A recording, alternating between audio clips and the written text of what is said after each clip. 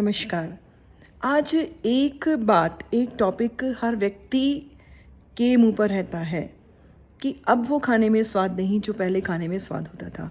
तो इसके पीछे हम ज़्यादातर यही आरोप लगाते हैं कि आज के समय में खाना जो है उसमें जो खाने की चीज़ें हैं, सब्जियां हैं, आटा दालें हैं, उनमें मिलावटें हैं, खादों का बहुत अधिक प्रयोग किया गया है।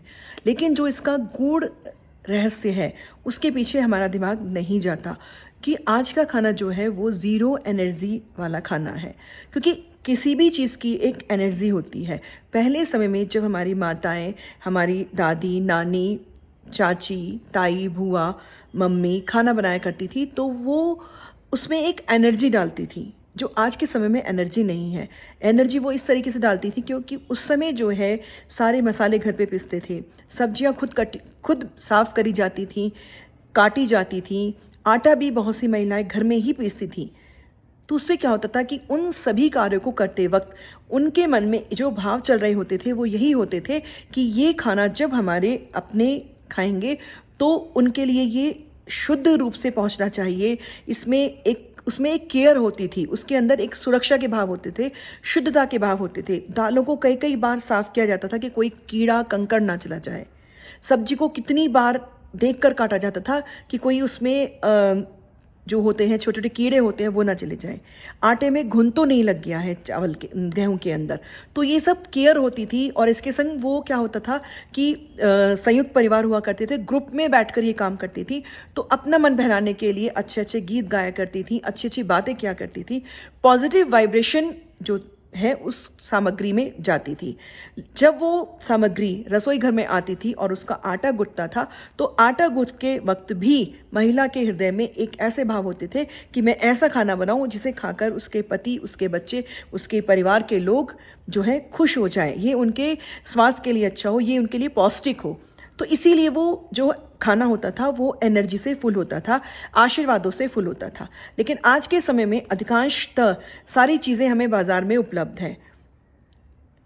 आटा हम पिसा हुआ ले रहे हैं, मसाले हम पिसे हुए ले रहे हैं, सब्जियां भी हम मॉल्स में कटी हुई आसानी से ले सकते हैं। तो कुछ भी ऐसा नहीं है कि जिसे हमने अपने मनोभावों से युक्त करके तैयार किया हो। बहुत से घर ऐसे हैं जहाँ पर कुक खाना बनाते हैं, जहाँ पर जो है हेल्पर्स की मदद से खाना बनता है। तो उस स्थिति में हेल्पर के मन में क्या भाव चल रहे हैं, कुक के मन में क्या भाव चल रहे हैं, वो उसके अंतर्मन में कितनी वेदना है, किस वेदना के संग वो खाना बना रहा है। तो जब वो वेदना उस खाने की आटा गूंथते वक्त, रोटी बनाते वक्त उस खाने में समाहित होती है, ना चाहते हुए भी वो ट्रांसफ़र हो जाती है। यद्यपि कुक या जो हेल्पर्स हैं वो ऐसा नहीं कर रहे हैं, उनका उद्देश्य ऐसा नहीं है, लेकिन उनका ऑरा उस चीज़ को उसमें ट्रांसफ़र कर देता है। तो जिससे वो चीज़ें, जो भोजन होता है वो कई बार नेगेटिव एनर्जी के संग भी हो जाता है और कई बार जीरो एनर्जी के साथ होता है। इसीलिए वो खाना जो लोग खाते हैं तो उन्हें किसी तरह की शक्ति का जो है एहसास नहीं होता कि वो खाना बहुत अधिक शक्ति दे रहा है या बहुत अधिक पौष्टिक है। तो यद्यपि आज के परिवेश में जब कि स्त्री पुरुष दोनों वर्किंग है, बहुत मुश्किल है कि हर चीज़ को खुद तैयार किया जाए। लेकिन अगर आप चाहें तो निश्चित रूप से इतना ज़रूर कर सकते हैं कि सब चीज़ हेल्पर से कराने के बाद, अगर आपने हेल्पर रखा हुआ है, अगर आप एक हाउस वाइफ हैं तो कोशिश कीजिए सब चीज़ आप खुद करें।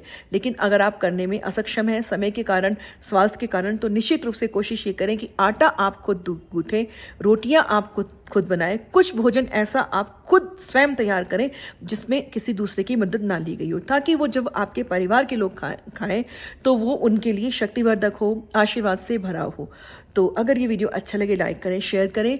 मैंने भी ये चीज़ अब फील की है, जो चीज़ महसूस करती हूँ उसी पर वीडियो बनाने का प्रयास करती हूँ। तो निश्चित रूप से जब हम स्वयं कार्य करते हैं या स्वयं भोजन तैयार करते हैं तो उस भोजन के अंदर जो वात्सल्य होता है, जो केयर होती है, वो सामने वाले तक पहुंचती है, उस पर पॉजिटिव इफेक्ट डालती है और बहुत अधिक लाभकारी उसके लिए होती है। इससे स्वास्थ्य और रिश्ते दोनों ही मजबूती की तरफ बढ़ते हैं।